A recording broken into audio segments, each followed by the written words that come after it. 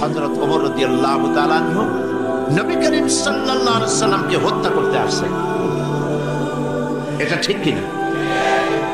26 বছরের ভরা যুবক, তিনি নবী করিম সাল্লাল্লাহু আলাইহি সাল্লামকে হত্যা করার জন্য এসেছেন। কোরআন শরীফ তার কানের মধ্যে ঢুকলো। কোরআনের আওয়াজ শুনে তিনি কোরআন পড়লেন, কোরআনের পাতা পড়লেন। আমি ঘটনা শোনাবো না, এটা তো আপনাদের জানা ঘটনা। আমি যাচ্ছি ভিন্ন দিকে। কোথায় আপনাদের নিয়ে যাচ্ছি শুনলে পরে বুঝবেন। হযরতে ওমর কোরআনে কারীমের পাতা হাতে নিয়ে যখন পড়লেন, তাহা মা আনজালনা আলাইকাল কুরআনা লিতাশকা। কোরআনে কারীমের এক একটা আয়াত পড়তেছেন আর তার রক্ত হিম শীতল হয়ে আসতেছে। উত্তেজিত রক্ত, রক্তচক্ষু। নবী করিম সাল্লাল্লাহু আলাইহি ওয়াসাল্লামকে যেখানে পাবেন সেখানে হত্যা করবেন। এখন এক একটা আয়াত তেলাওয়াত করছেন, শক্তি নিস্তেজ হয়ে আসতেছে, রক্তহীন শীতল হয়ে যাচ্ছে। হঠাৎ করে তার নিজের অজান্তে চোখ থেকে পানি দরদর করে পড়া শুরু হয়ে গেছে। নবী করিম সাল্লাল্লাহু আলাইহি ওয়াসাল্লামের কাছে এলেন। তিনি প্রশ্ন করলেন, ওমর, হাতে তরবারি তোমার কি মতলব নিয়ে এসেছো? হযরত ওমর বললেন, কুমতলব নিয়ে এসেছিলাম, কিন্তু কোরআনে কারীমের আয়াত শুনে, কোরআনের সংস্পর্শে এসে আমার জীবনের ভুল ধরা পড়েছে। জীবনের 26টা বছর জাহালাতের মধ্যে কাটায় দিয়েছি। আমি এখন ইসলামের আলো পেতে এসেছি, মুসলমান হওয়ার জন্য এসেছি। নবীজি বললেন, ওমর, পড়ো লা ইলাহা ইল্লাল্লাহু মুহাম্মাদুর রাসূলুল্লাহ।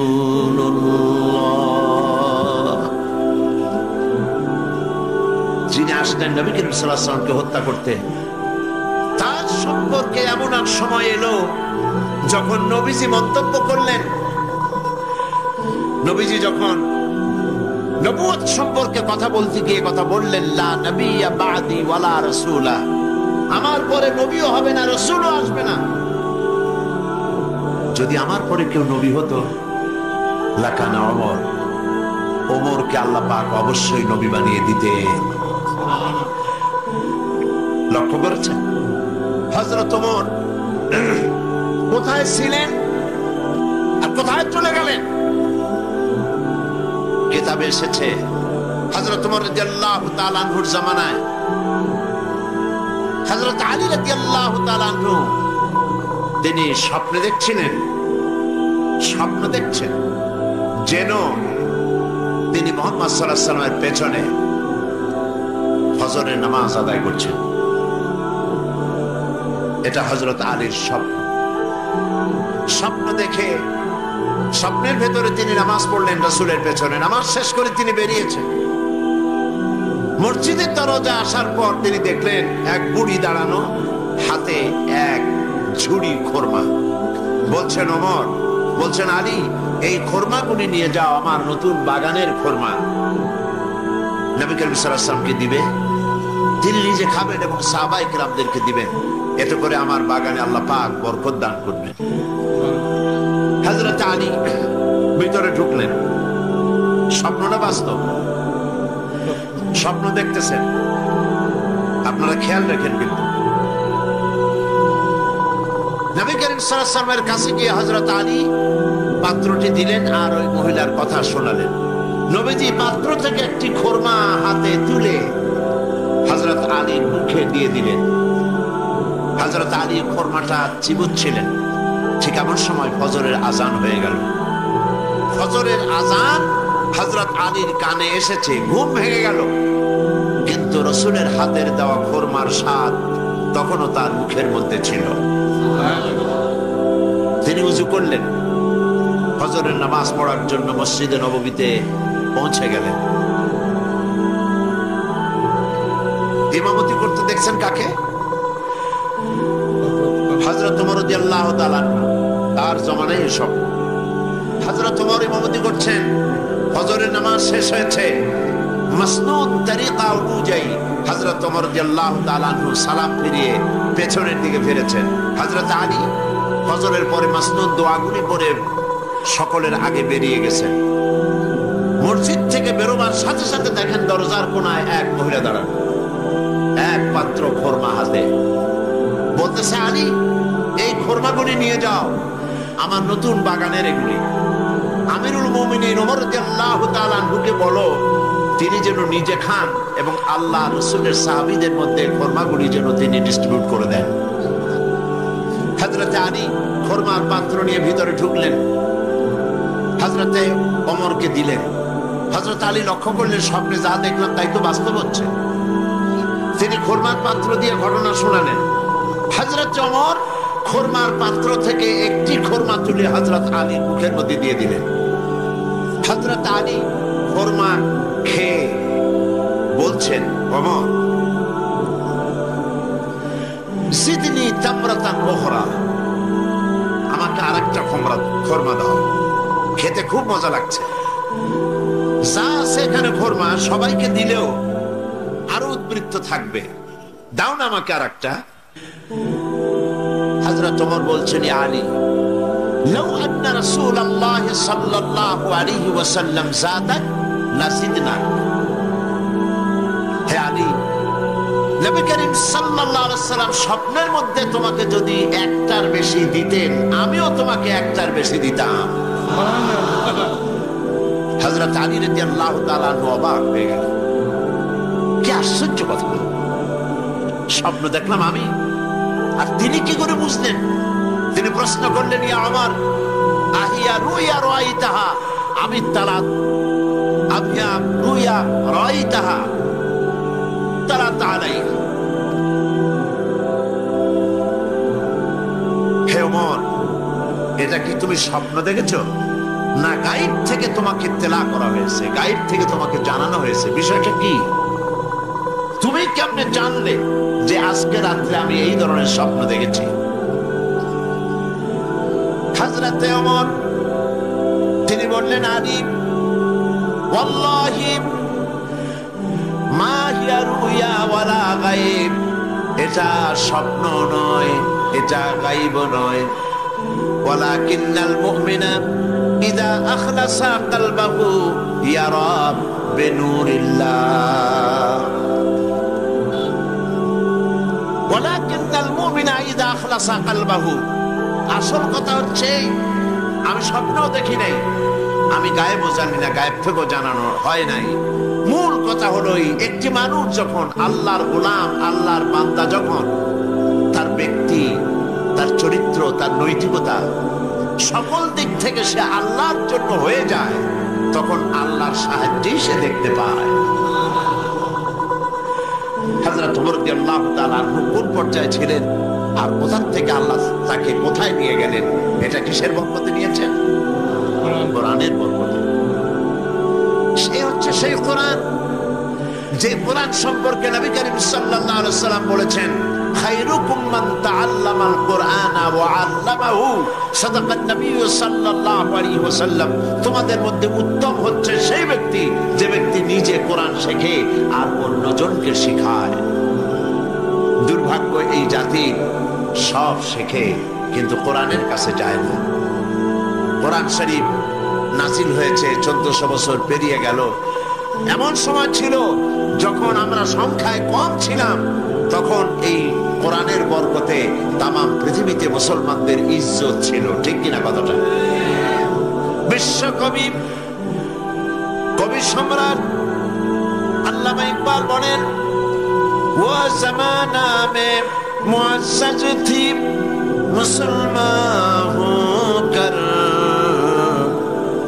वो ज़माना में मुअज़्ज़ज़ थे मुसलमान होकर, और तुम खार बने हो तारिके कुरआन होकर। সে যুগের মুসলমানেরা কোরআনকে সম্মান করে, কোরআনকে ইজ্জত করে, কোরআন মেনে, কোরআন অনুযায়ী জীবন পরিচালনা করে পৃথিবীতে সম্মানিত হয়েছিল। আর আজ কোরআন হারা, কোরআন ছাড়া মুসলমান পৃথিবীতে সব থেকে বেশি বেইজ্জত হচ্ছে। কথাটা ঠিক কিনা? আর আজকে আপনারাই বলুন, পৃথিবীতে সবচাইতে লাঞ্ছিত বেইজ্জত জাত কোনটা? এই মুসলমান। সারা দুনিয়ায় মার খাচ্ছে মুসলমানেরা। দুনিয়ায় কোথাও কিছু ঘটলে সেজন্য দায়ী হচ্ছে মুসলমান। কোথাও বোমা ফুটলো, মুসলমান দায়ী। কোন জায়গায় বিল্ডিং ভেঙে পড়লো, মুসলমান দায়ী। সারা দুনিয়ায় আর মুসলমান দায়ী। কারণ মুসলমান কোরআন থেকে নিজেদের সম্পর্ক ছিন্ন করেছে, তাই আল্লাহর রহমত থেকেও মাহরুম হয়ে গেছে।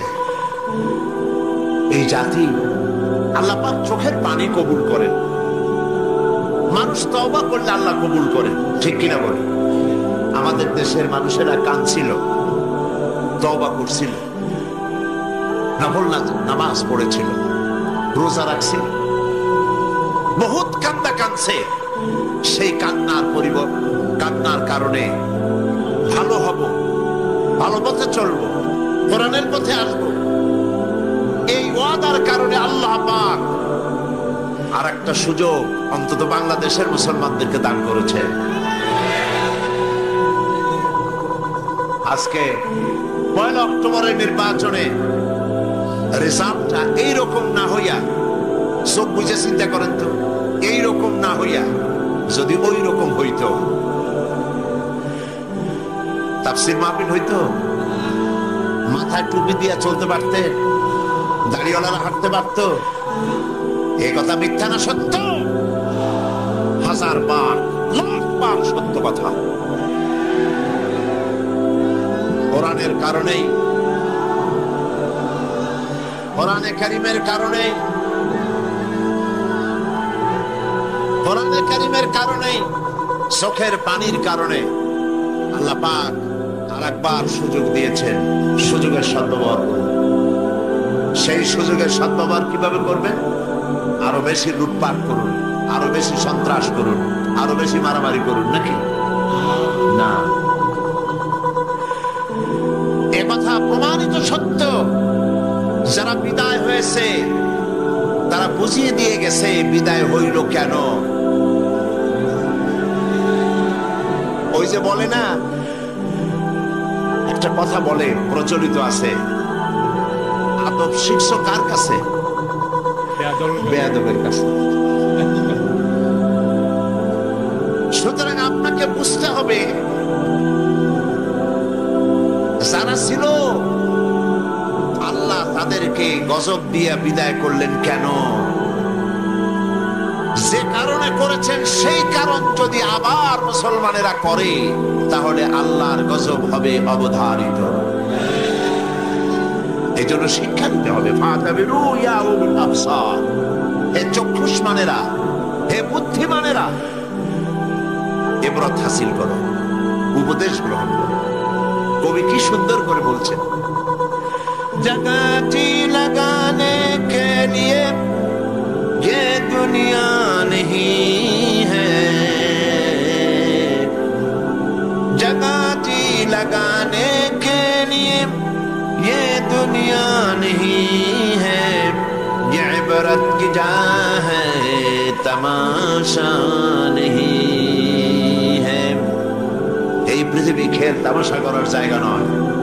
উলট পালট করে দে মা, লুটে পুটে খায়, এই শয়তানি করার জায়গাটা নয়। ইবরত হাসিল করো, দেখো, শেখো। এই জন্য আল্লাহ রাব্বুল আলামিন কোরআনে কারীম অবতীর্ণ করেছেন পৃথিবীর মানুষকে শিখবার জন্য, শিখাবার জন্য। খায়রুকুম মান তাআল্লামাল কুরআন ওয়া আল্লামাহু, সর্বোত্তম ব্যক্তি ওই ব্যক্তি নয় সারা জীবন রবীন্দ্রনাথের প্যানপ্যানানি সুর আর সঙ্গীত গাইলা, আর্ট করলে, গান গাইলে, লাভ দিলে, চিৎকার মারলে, এগুলি সর্বোত্তম ব্যক্তি না। সর্বোত্তম ব্যক্তি হচ্ছে যে ব্যক্তি নিজে কোরআন শেখে এবং অপরকে শিখায়। সুবহানাল্লাহ। এটাই বিজ্ঞান, এটাই দর্শন, এটাই ইতিহাস, এটাই সমাজ বিজ্ঞান, এটাই রাষ্ট্রবিজ্ঞান, এটাই পৃথিবীতে হেদায়েতের উপকরণ, কারণ আর এটাই কিয়ামতে জাহান্নাম থেকে মুক্তি পেয়ে জান্নাতে যাওয়ার একমাত্র পথ। দ্বিতীয় কোন রাস্তা নাই। এটার চুমা খান, এটার বুকে লাগান, মাথায় উঠান, তেলাওয়াত করেন, বোঝেন, আমল করেন।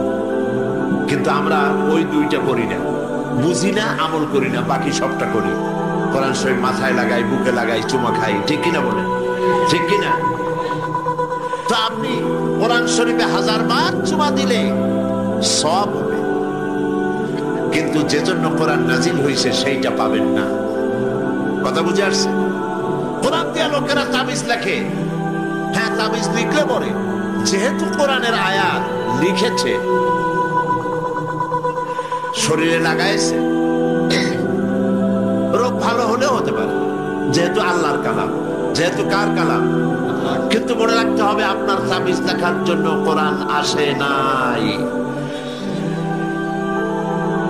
আমি এই বিষয়টা একটা দৃষ্টান্ত দিয়ে বুঝাই মাঝে মধ্যে। সিরাপের রং হয় লাল, নানান পদের রং আছে, বিশেষ করে লালই বেশি হয়। সিরাপ বোঝেন তো, যা শরবত বানাই খায়, বুঝছেন কিনা? যেমন ধরুন হামদর্দের রু আফজা শরবত, এই শরবত খাইতে গিয়ে সাদা কাপড়ে পড়েছে, কাপড়টা লাল হয়ে গেল, ঠিক না? যিনি খাইলেন আর কাপড় লাল হলো, তিনি একটা টেক্সটাইল মিলের মালিক, কাপড় চোপড় বানান। তিনি চিন্তা করলেন, আমি কি বেকুব মানুষ, এলসি করে জাপান থেকে এই লাল রঙগুলি খামো খাই আনি, হামদর্দের রু আফজা কিনলেই তো হয়ে যায়। এত টাকা খরচ করে জাপান থেকে লাল রং আনি কেন? এই চিন্তা করে যদি রু আফজা দিয়া কাপড় রঙিন করে, এই রং কি থাকবে? থাকবে না, এক ধোয়ায় কাম সারা, ঠিক না? শরবতের রং দিয়ে কাপড় লাল হতে পারে, কিন্তু মনে রাখতে হবে কাপড় রঙিন করার জন্য শরবত তৈরি হয় নাই। কোরআন শরীফের আয়াত পড়ে ফু দিলে মাথায় যন্ত্রণা কমতে পারে, কোরআন শরীফের আয়াত লিখে গায়ে লাগালে পরে জ্বরটা ভালো হয়ে গেলেও যেতে পারে, হতেও পারে। কিন্তু মনে রাখতে হবে আপনার মাথার যন্ত্রণা, আপনার পেটের অসুখ সারার জন্য, আপনার মেয়ে কার সাথে বিয়ে দিবেন সেই জন্যে, কার সাথে কার ভালোবাসা হবে, গরু হারায় গেছে চোর ধরবেন, এইসব হাবিজাবি কাজের জন্য কোরআন নাজিল হয় নাই। কোরআন নাজিল হয়েছে, কোরআন যাদের কাছে থাকবে দুনিয়ায় তারা শাসিত হবে না, দুনিয়াকে তারা শাসন করবে।